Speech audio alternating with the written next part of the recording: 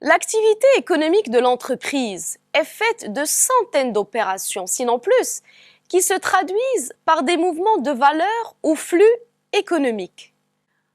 On désigne par le mot flux un transfert de biens, de services, de monnaie ou d'informations entre l'entreprise et un partenaire ou à l'intérieur même de l'entreprise.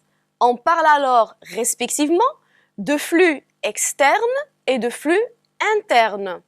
Par exemple, achat de marchandises par chèque bancaire pour 1000 dirhams.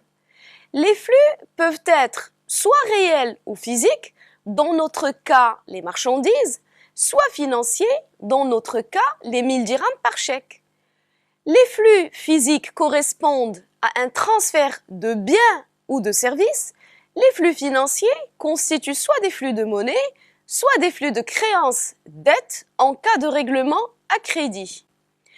Tout flux a un point de départ, un point d'arrivée, un montant et une nature. Le point de départ correspond à l'origine de l'opération ou ressource, c'est-à-dire le moyen qui rend possible l'opération. Le point d'arrivée correspond à la destination ou emploi, c'est-à-dire l'utilisation qui en résulte. Le montant représente la valeur en unité de monnaie du flux et la nature, le type de flux réel ou financier. Ainsi, toute ressource est employée, ce qui conduit obligatoirement à l'égalité entre emploi et ressources. Au cours du mois de mai, l'entreprise Alpha, spécialisée dans le prêt-à-porter, a réalisé les opérations ci-après. Achat à crédit de matières premières pour 20 000 dirhams, vente à crédit de produits finis 15 000 dirhams, le 1/4 en chèque, le reste à crédit, achat de matières et fournitures par chèque pour 7 500 dirhams, règlement de la facture d'électricité par chèque de 1 500 dirhams, versement des salaires par chèque 65 000 dirhams, acquisition d'un mobilier de bureau pour 10 500 dirhams par chèque et retrait de la banque pour alimenter la caisse 5 000 dirhams. Je vous demande, pour chaque opération, de dégager la ressource, l'emploi et le montant correspondant. Pour traiter cet exemple, je vais dresser le tableau suivant. Tout d'abord, achat à crédit de matières premières pour 20 000. Grâce au délai de paiement accordé par le fournisseur, l'entreprise a pu acheter les matières premières. Elle ne réglera ses achats qu'après un certain délai. Deuxième opération, acquisition d'un mobilier de bureau pour 10 500 dirhams par chèque. Les avoirs de l'entreprise en banque lui ont permis d'acquérir le mobilier de bureau. Le chèque ou la banque représente alors la ressource employée en vue de l'acquisition du mobilier de bureau. Achat de matières et fournitures par chèque pour 7 500 dirhams.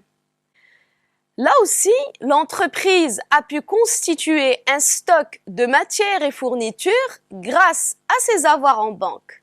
Le chèque ou banque représente alors la ressource et le stock de matières et fournitures, l'emploi. Vente de produits finis 15 000, le 1/4 par chèque, le reste à crédit. La vente de produits finis est la ressource qui a permis à l'entreprise de faire rentrer de l'argent par chèque. Le 1/4 des 15 000, ça nous fait 3 750 dirhams. Et d'avoir une créance sur le client, puisque ce dernier ne paiera le reste, à savoir les 11 250 dirhams, qu'ultérieurement. La caisse et la créance client représentent alors l'emploi qui a été fait de la ressource dégagée de la vente de produits finis. Remarquons qu'à ce niveau, la ressource correspond à 2 emplois. Règlement de la facture d'électricité par chèque de 1 500. Dans cette opération, le chèque ou la banque représente la ressource qui permet à l'entreprise de payer la facture d'électricité. Comme nous l'avons déjà vu, l'électricité fait partie des achats non stockés de matières et fournitures, c'est un emploi. Sixième opération, versement des salaires par chèque 65 000. Là aussi, le chèque ou la banque permet à l'entreprise de rémunérer ses salariés. Il s'agit de la ressource employée dans le versement des salaires. Dernière opération, le retrait de la banque pour alimenter la caisse, 5 000. À ce niveau, l'argent qui a été retiré du compte bancaire de l'entreprise a été employé pour alimenter la caisse de l'entreprise. On remarque qu'à chaque fois, le total emploi est égal au total ressources.